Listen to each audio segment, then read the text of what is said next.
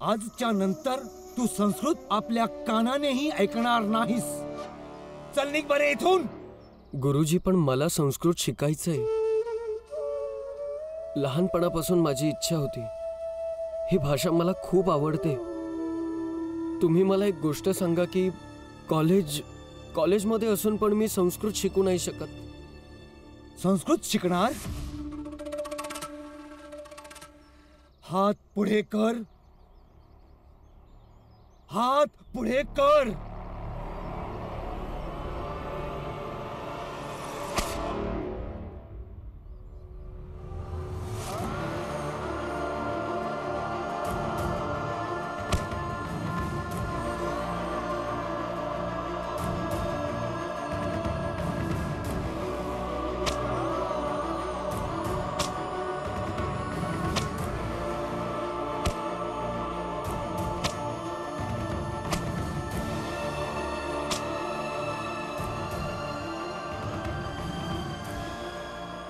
हात पुढे कर. हात पुढे कर. संत न छाड़े संतई, जो कोटिक मिले असंत. चंदन भुजंगा बैठिया, तऊ शीतलता. चल पळ इथून.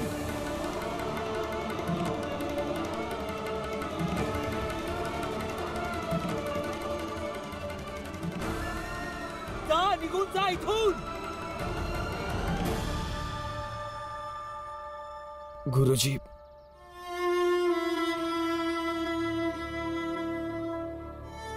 मी तुमच्या समोर बसून शिकू शकत नाही. वर्गाबाहेर उभा राहून शिकू शकत नाही. ऐकून ऐकून सुद्धा शिकू शकत नाही. असं का गुरुजी? कारण ही संस्कृत देवतांची भाषा आहे. तू संस्कृत बोलण्याच्या ऐपतीचा नाही आहेस. चल निघून जा इथून.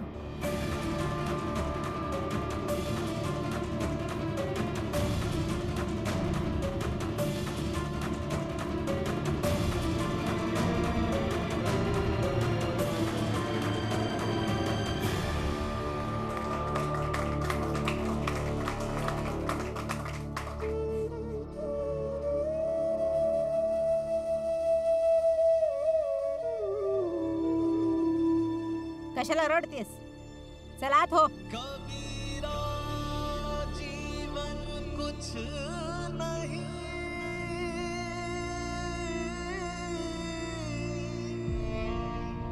खिन खारा खिन मीठ,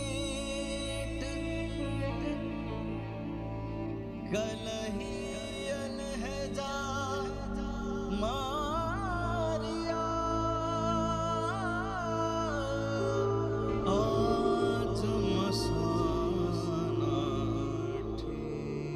परत एकदा भीमाने वाचवलं आपल्याला. प्रत्येक अडचणीत मी भीमाकडे आस लावून बघायला लागलोय. एक बाप होऊन सुद्धा मला असं वाटतंय की भीमाच माझी शेवटची आशा आहे. मग हे तर चांगली गोष्ट आहे ना रामजी, की तुझा पोरगा तुझ्या अपेक्षांवर खरा उतरतो, ते बी प्रत्येक वेळी. पण एवढ्या जास्त अपेक्षा ठेवल्यामुळं माणूस आपल्यावर खूप सारं अपेक्षांचं ओझं लादलं गेलंय असं वाटून घेऊ शकतो ना. न जाणो भीम या ओझ्याखाली दबून नको जायला. नाही रामजी, असं मुळीच होणार नाही बघ. तो आपला भीमराव आहे. आणि तुला तर चांगलंच ठाव आहे की साताऱ्यात तो कसा लोकांसोबत एकटा उभा राहायचा. तो पाखंडी महाराज, त्याचं पाखंड सगळ्या गाववाल्यांसमोर त्या एकट्यानं उघडं पाडलं. मूळ समस्या हे महाराज नाहीयेत, तुम्हा सर्वांची ती आस्था आहे. ज्याने तुम्ही तर्कशुद्ध विचारच करत नाही. आज हे आहेत, या आधी कोणी दुसरं असेल आणि यापुढेही बरेच येतील. आणि ते शेठजी, चायवाला मंगेश, त्या समद्यांना त्यांच्या चुकीची जाणीव करून दिली, ते बी एकट्याने. मी जे तुझ्यासोबत आणि तुझ्या कुटुंबासोबत, तुझ्या लोकांसोबत जो अन्याय केलाय त्याचे प्रायश्चित्त म्हणून हे ठेव. या अर्थानं तर मला वाटत नाही की सातारापेक्षा इथं आपले जास्त शत्रू आहेत. हं?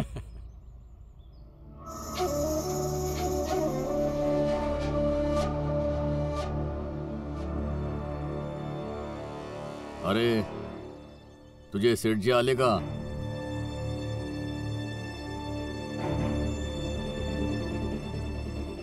होय मालक आलत.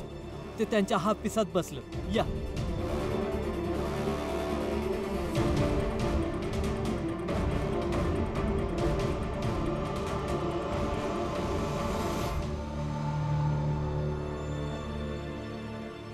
हे रेशम शेठ इथे? मालक, तुम्हाला भेटाय कोणतरी आलंय. अरे रेशम सेठ, या या या या, बसा बसा. तुमच्याबद्दल लय ऐकले बघा आम्ही. आज अचानक इथं? बस माझ्या कानावर आलंय की रामजी आणि त्याचा मित्र पुरंजन तुमच्याकडे कामाला आहेत. होय होय, पर काय झालं? माझी इच्छा आहे की तुम्ही कामावरनं काढून टाकावं. परंतु का?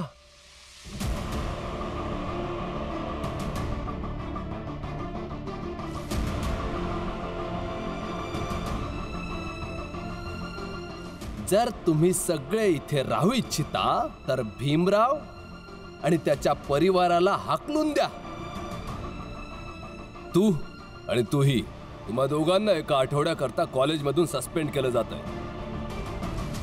आम्ही कुठेही जाणार नाही. आम्ही पुन्हा वापस तिथेच जाणार जिथून आम्हाला हकलून दिलं होतं. गव्हर्नर साहेबांच्या आदेशानुसार हे ज्या घरात राहत होते त्या घरातच राहतील आणि जो कोणी यांना काढण्याचा प्रयत्न करेल त्यांच्यावर कायदेशीर कारवाई केली जाईल. म्हणून बस मला वाटतं तुम्ही त्यांना कामावरून काढून टाकावं, ज्यामुळे ते घराचं भाडं देणार नाहीत. यानंतर तर गव्हर्नर साहेब पण त्यांची मदत करू शकणार नाही. परंतु भाडं देणार नाही म्हणून नोकरीवरून का काढून टाकावं? तसे इतर पण मार्ग आहे. कोणते? आता बघाच.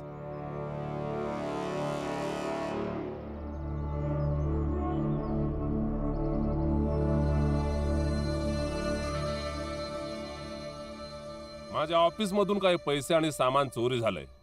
तुमच्यापैकी कोणी पाहिलं काय? नाही शेठजी, मी नाही पाहिलं शेठजी. तू बघितलंस का? नाही शेठजी. आणि तू रे? नाही शेठजी, मला पण माहिती नाही. तर माहिती असायला पाहिजे ना. इथे काय करतो? चौकीदाराचं काम काय? हेच ना. माझं 30 रुपयांचं सामान चोरीला गेलंय. आता त्याची भरपाई तुला करावी लागेल. शेठजी, म्या कुठून आणून देणार? शेठजी, शोधूया ना, कदाचित सापडेल. आम्हाला काय तुम्ही मूर्ख समजता काय? आम्ही शोधलं पण कुठेच सापडलं नाही. आता याची भरपाई हा करणार आहे.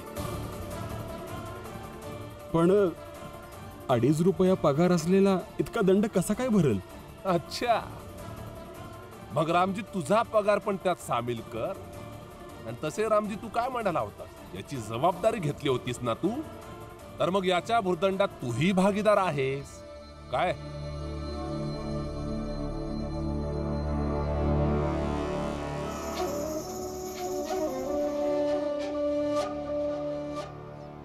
असं आता समजलं.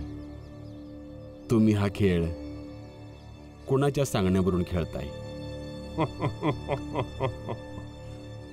जा जा गव्हर्नर साहेबांकडे. आणि हा 1 महिन्याचा पगार वेळेवर नाही मिळाला तर कसा राहशील त्या घरात? आता प्रश्न माझ्या उच्च कुळाच्या स्वाभिमानाचा आहे. असं तर नाही सोडणार तुला.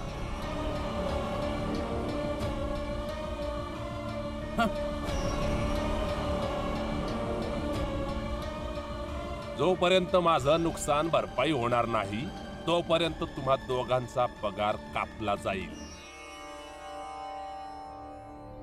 शेटजी, शेटजी, पाहिजे तर तुम्ही माझा पगार कापून घ्या शेटजी, पण रामजीचा पगार कापून घेऊ नका तुम्ही. रामजीने मला इथं कामावर ठेवून घेतलं होतं, मी त्याच्यासाठी आणखी अडचणी नाही वाढवू शकत शेटजी. तुम्ही ऐका, माझा पगार कापून घ्या शेटजी.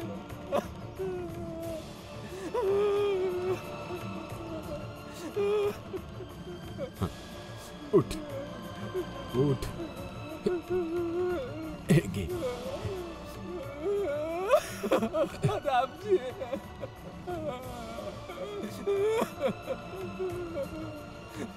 रामजी मला माफ कर रामजी. माझ्यामुळे तुला एवढा त्रास, आणखी अडचणी घ्याव्या लागतील.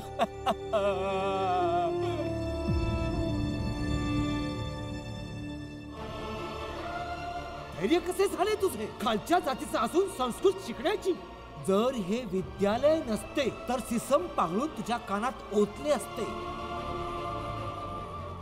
संस्कृत शिकणार?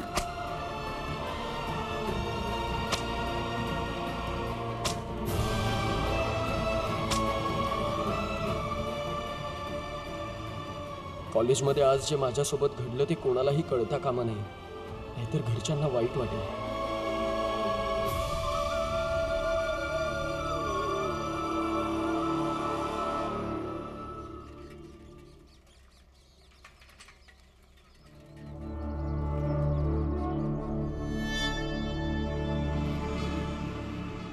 जा आणि त्या माणसाला एवढं मारा की तो उठूच शकणार नाही. कमावणारा एक रामजी आहे, त्याचा पण हिशेब काकाने केलाच असावा. राहिला हा, याचा पण हिशेब आताच करा, म्हणजे हा पण कमावू शकणार नाही. जा.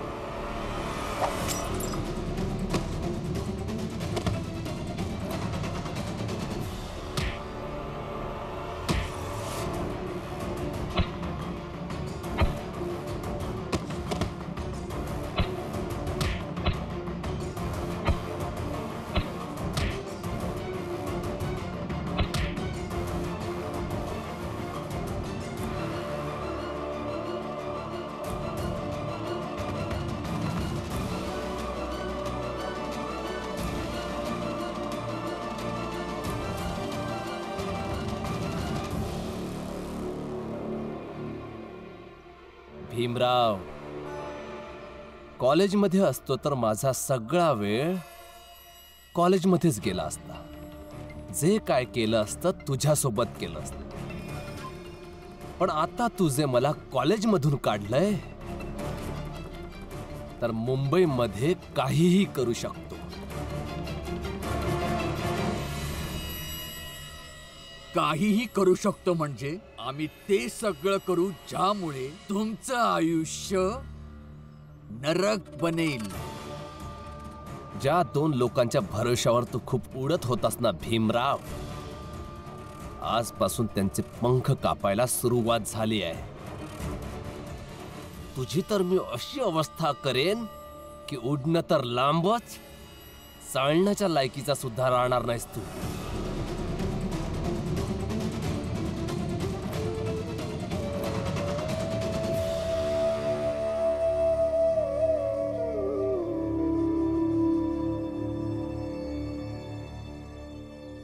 काय भीमराव, आज तर विद्यालयात तुम्ही समजांचे नायकच बनले असणार. काय आरती बिरती झाली की नाही?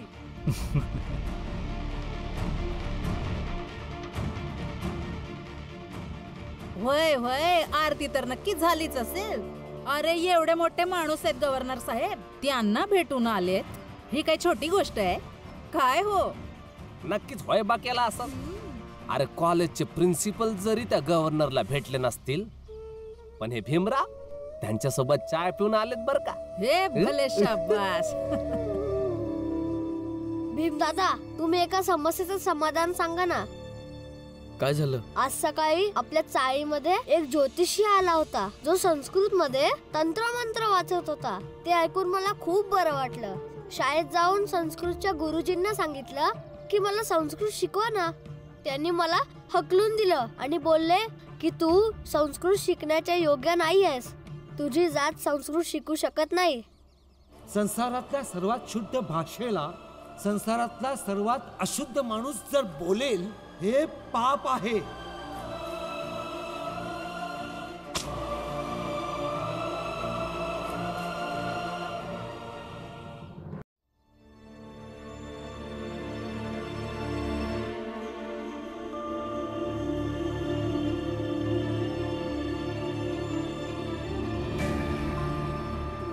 आनंद, आनंद बाळा, आनंद.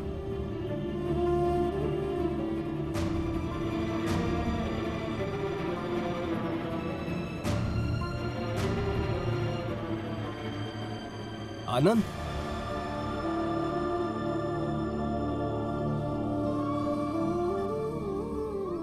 उठ उठ उठ बाळा, उठ उठ. आरामात आरामात उठ. आनंद, हे सगळं कसं काय झालं? म्या घरी जात होतो गुरुजी. काही लोक आलं आणि अचानक माझ्यावर हल्ला केला. चल बाळा, आपण डॉक्टरकडे जाऊया.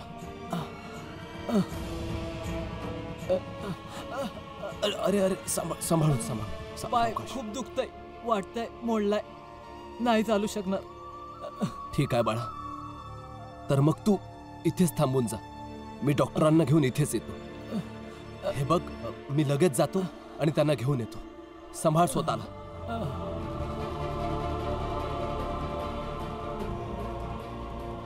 आता मी काय करू दादा?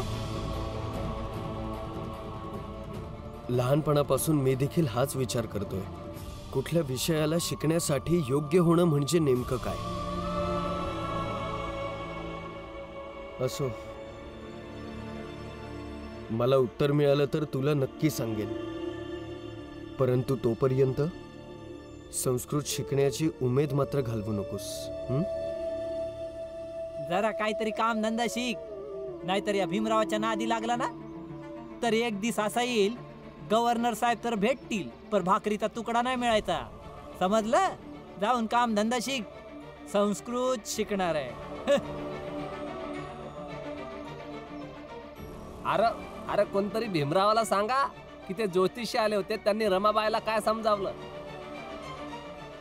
मग बघा, भीमराव त्यांना शोधून त्यांना शिक्षा देणार आहे. अगं ए डलिया आजी, तू कशाला गपचूप बसलीस? सांगा भीमला. जा जा, इचारा इचारा.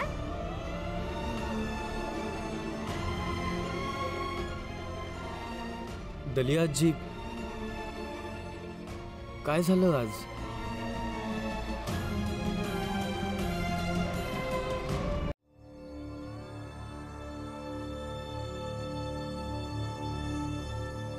बास पोरी बास, रडणं थांबव आता. कधीपासून रडतीयस? इतकी रडशील तर तब्येत खराब होईल तुझी. काय झालं सांग, काय झालं? कोणी काही बोललं का? भविष्य नव्हतं शिकवायचं तर नव्हतं शिकवायचं, असं कशाला वरडायचं माझ्यावर? आपण खालच्या जातीतलं ते हेच बोलतील ना. एवढंच नाही, अख्खी दुनिया बोलल. आणि आपण नाही बोलत स्वतःला की आपली जात खालची आहे. जेव्हा लग्न करून आली होती तेव्हा एवढी नाटकं नव्हती. आपली जात आणि ऐपत चांगल्याने ओळखत होती. भीम भाऊनी हिचं पण डोकं फिरवलं, गैरसमजुतीमध्ये ठेवलंय की ही कुठली महाराणी आहे. आपल्या जातीची जाणीव जेवढ्या लवकर होईल, आयुष्य तेवढं संतुष्टीने जगता येईल. परंतु त्या संतुष्टीचं करणार काय?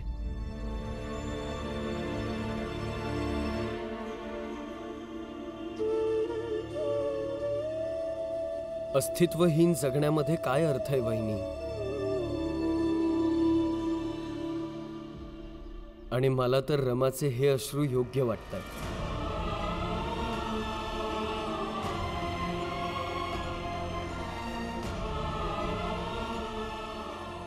लोक तर शांतपणे सहन करतात, आपला विरोध सुद्धा दर्शवू शकत नाही.